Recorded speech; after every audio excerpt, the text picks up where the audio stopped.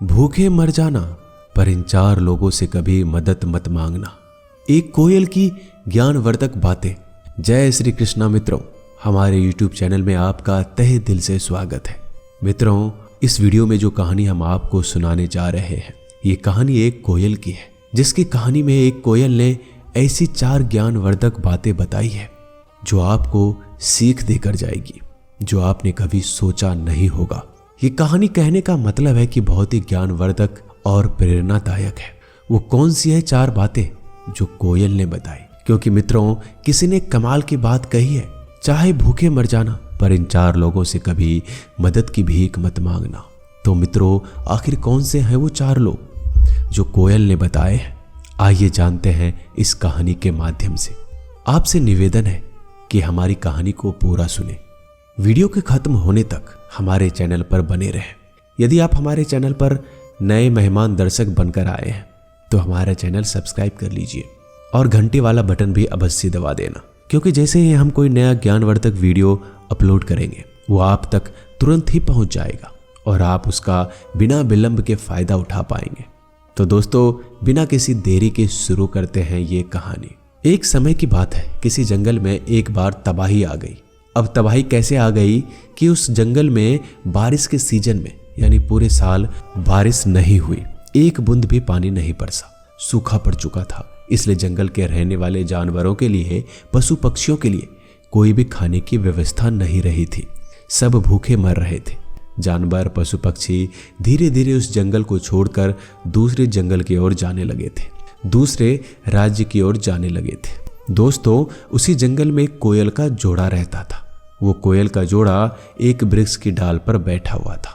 कोयल की जो पत्नी थी वो बहुत ही भूखी थी, क्योंकि 3 दिन हो गए थे कोयल और उसकी पत्नी के लिए खाने के लिए कुछ भी नहीं मिला था। कोयल की पत्नी बैठी बैठी डाली पर इधर उधर निहार रही है, कहीं कुछ खाने को मिल जाए। कुछ देर बाद उसी वृक्ष के नीचे एक लोमड़ी एक मांस का टुकड़ा दबाकर आ जाती है।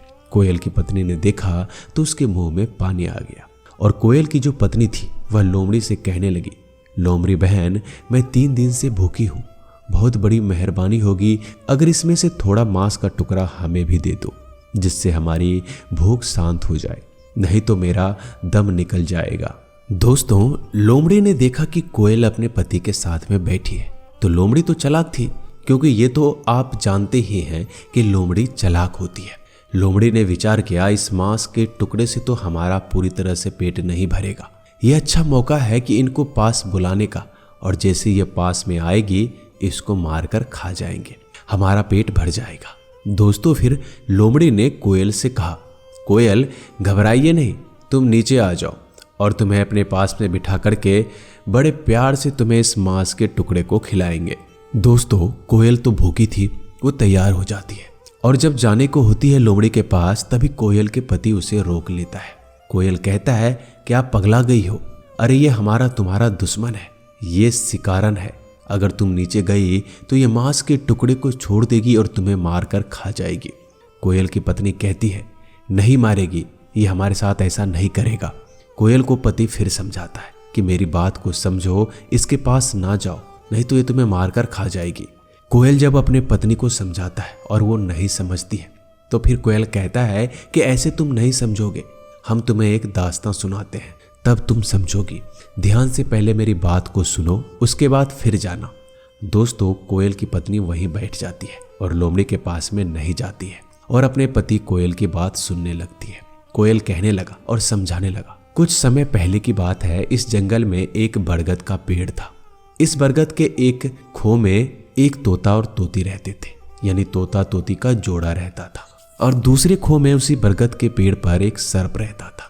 इधर जो तोती अंडा दिया करती थी, उस अंडों को वो सर्प खा जाया करता था। जब भी तोती भोजन के तलाश में जाती तो वो अंडे अकेले रह जाते थे, तो फिर वो सांप आता और अंडे को बड़े आराम से खा जाया करता था।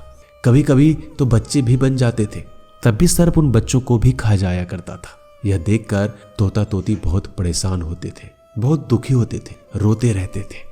एक दिन तोता और तोती रो रहे थे, तभी उसने क्या देखा, उसी बरगद की डाल पर एक जलकौवा आकर बैठ जाता है। और जलकौवा जैसे देखा कि तोता रो रहे हैं, तो जलकौवा ने पूछा, तोती ऐसा क्या हुआ कि तुम यहाँ बैठे बैठे रो रहे हो? तोती ने अपनी सारी दास्तां सुना डाली और कहा कि मेरे साथ कई बार ऐसा हुआ है। मैं जितनी बार अंडा देती हूँ, जितनी बार मेरे बच्चे होते हैं, वो सर्प आके खा जाता है। हम जैसे ही कहीं भोजन के तलाश में निकलते हैं, वो सर्प हमारे अंडे, हमारे बच्चे को खा जाता है। इस बात से हम बहुत परेशान हैं, लेकिन हम कर भी क्या सकते हैं? हम उससे कैसे बदला लें? हम उससे लड़ भी नहीं सकते। वो बहुत खतरनाक है, दुष्ट है। यह सुनकर जलकौवा को तरस आ जाता है और जलकौवा कहता है, तुम्हें नहीं मालूम? हमारे साथ चलिए, पास में एक तालाब है, उससे मछली पकड़ कर लाएंगे। तोती कहती है, मैं आपके बात को नहीं समझी। तब जलकौवा समझाता है, जब दुश्मन भारी पड़ जाए, जब शत्रु पहलवान हो, बड़ा हो और उससे जाकर लड़ ना सको, तो बुद्धिमानी से हराना चाहिए। तोती ने कहा, कैसे? तब जलकौवा समझाता है, पास वाले तालाब से मछलियां पकड़ कर लाएंगे और थोड़ी दूर पर एक नेवले का बिल है और नेवले के बिल के पास डाल देंगे और थोड़ी दूर पर मछली को डालते डालते चले आएंगे और आकर सर्प के खो के दरवाजे पर अंतिम मछली छोड़ देंगे और नेवला जैसे ही निकलेगा मछलियों को खाने के लिए, वो यहाँ तक आ जाएगा और जब वो सर्प को देखेगा तो मार देगा। तुम्हारा दुश्मन खत्म हो जाएगा। दोस्तों, तोती ने जलकौवा की ऐसी बात सुने तो उसे भरोसा हो गया। तोता को साथ लेकर वह जलकौवा के साथ चली जाती है और तालाब से मछलियां को पकड़ती है। सबसे पहले मछली नेवला के बिल पर दरवाजे पर रख देता है। उसके बाद में फिर गई, फिर आई और थोड़ी दूर पर एक और मछली रखी। वो धीरे धीरे आगे मछली को रखते गए। उसके बाद वो सर्प के खो के दरवाजे के पास आते हैं और एक मछली को दरवाजे पर रख देते हैं और उसके ऊपर बैठ जाते हैं। अब जलकौवा कहने लगा कि अब इंतजार करो, अब देखिए क्या नज़ारा होता है। दोस्तों, थोड़ी देर के बाद में जब नेवला उस बिल से बाहर निकलता है और दरवाजे पर मछली पड़ी हुई देखी तो भगवान को धन्यवाद देने लगा और कहने लगा, प्रभु आज तो आप बहुत ही मेहरबान हैं, जो भोजन स्वयं चलकर हमारे घर पर आ गया। वो उस मछली को खा लेता है और फिर वो नेवला आगे बढ़ता है। उसे एक और मछली मिलती है, फिर वो खाता है, फिर आगे बढ़ता है। वो आगे बढ़ता गया और उसे मछली मिलती गई और वो खाता चला गया। खाते खाते वो वहीं आ गया जहां पर सर्प रहता था। उस दरवाजे पर एक मछली पड़ी थी। नेवला ने वो मछली खाई। फिर नेवला ने विचार किया, इसका कारण क्या है? मछली एक लाइन से हमको मिलती आ रही है और हम खाते रहे और यहाँ तक आ गए हैं। ये लगता ये किसी का घर है। पता नहीं किसी ने हमारे साथ कोई चाल तो नहीं की। चलो इंतजार करते हैं। दोस्तों, वो नेवला उस सर्प के दरवाजे पर बैठकर इंतजार करने लगता है। सोचता है अगर कोई होगा तो इससे जरूर थोड़ी देर में निकलेगा। दोस्तों, कुछ समय बाद वो सर्प निकलता है और नेवला उसे देखता है तो समझ जाता है कि ये इसकी चाल है। और ये तो आप जानते ही होंगे दोस्तों कि सर्प और नेवला की कट्टर दुश्मनी होती है। दोस्तों, नेवला सर्प से युद्ध करने लगता है, लड़ने लगता है और अंत में नेवला जीत जाता है, उस सांप को मार देता है।